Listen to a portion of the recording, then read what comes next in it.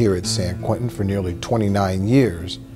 I started as a correctional officer and I've worked my way up through the ranks.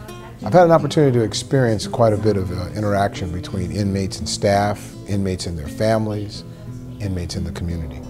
And I found that this is something that I believe in my near 29 years experience is needed within the Department of Corrections. It's given me a way to really re-perceive the world and re-perceive people.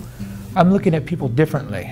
I'm not judging them like I used to. I'm not putting a label upon them, you know, he's this, he did that, or anything like that. I'm trying to look at them more objectively and seeing them as a human being like I would like myself to be seen as. Sometimes we get so caught up with what we need out of a situation or what our expectations are of a situation, and before we know it, it's out of control on both ends.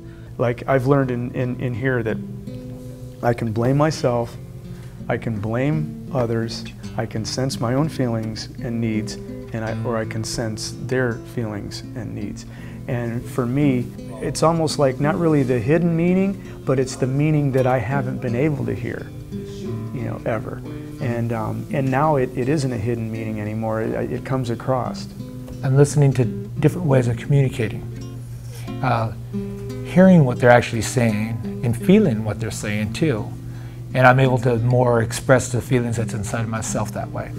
As a young man having a wife, it helps to better identify the wife's needs. It helps to see where she's coming from her point of view. I can clearly hear what's being said and observe it. Sometimes it even scares her now because I repeat back what's said to make it clear. Well, I think that it really begins with making a difference based on the skills they've learned from this nonviolent communication workshops with the individual. And that's where it first starts, where you can see that change. And maybe many of the men will say, you know what, I really can't do that, not here in this prison. But they do. They do it every day. And they're just not realizing. They may not use those same exact words that the instructor is using, but the philosophy is what they embrace. And when they begin to interact with their cell partner, when they begin to interact with other inmates in the dining hall that normally could have ended up in some level of tension being created, they now diffuse that tension long before it rises to that level.